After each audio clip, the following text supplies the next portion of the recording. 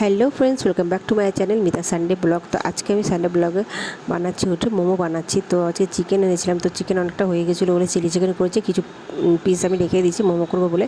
তো সেটা আমি সেদ্ধ করে নিয়েছি, সন্ধ্যাবেলায় সেটাই বানাচ্ছি।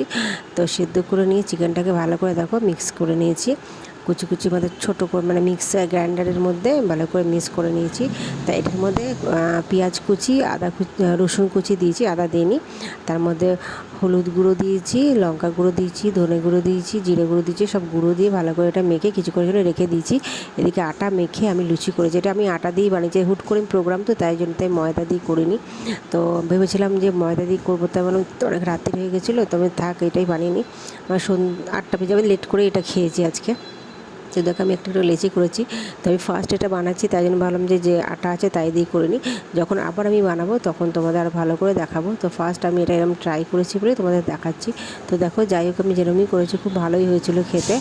তো দেখো তোমাদের দেখাচ্ছে আমি একটা একটা করে লেচি করে নিয়েছি, তা আটা দিয়ে করেও ভালোই লাগছিলো খেতে। হ্যাঁ, তো আমি ভাবলাম যে প্রথম বানাচ্ছি তো একবার ট্রাই করে দেখি, ময়দা দিয়ে জন্য করলাম না, আটা দিয়েই ফার্স্টে করেছি।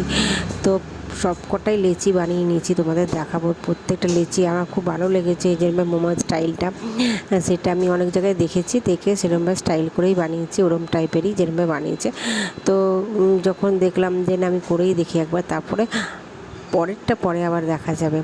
তো পরে যখন এর থেকে বেটার তোমাদের সামনে নিয়ে আসবো। তো আমি কোনো ইউটিউব অন্য কোথা থেকে দেখিনি, আমি নিজের মন থেকে এটা সব বানিয়েছি। আমি কোনো খাবারই কিন্তু আমি কোনো ভিডিও থেকে দেখে করি না, আমি নিজের মন থেকে মশলাপাতি সব কিছু দিয়ে, হ্যাঁ সব রকম সবাই খাবার তৈরি করে। তো দেখো রেডি হয়ে গেছে।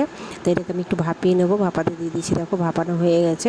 এবার এটা আমি প্লেটে সাজিয়ে নেবো। তো চলো দেখো, দেখতে খুব ভালো হয়েছে, খেতে খুব ভালো হয়েছে। তো এখানে আমি ব্লগটা শেষ করছি, আবার একটা ব্লগ নিয়ে আসবো নতুনভাবে, আরও অন্যরকম বেটার করে বানাবো তোমাদের সাথে। তার বাই বাই ততক্ষণের জন্য।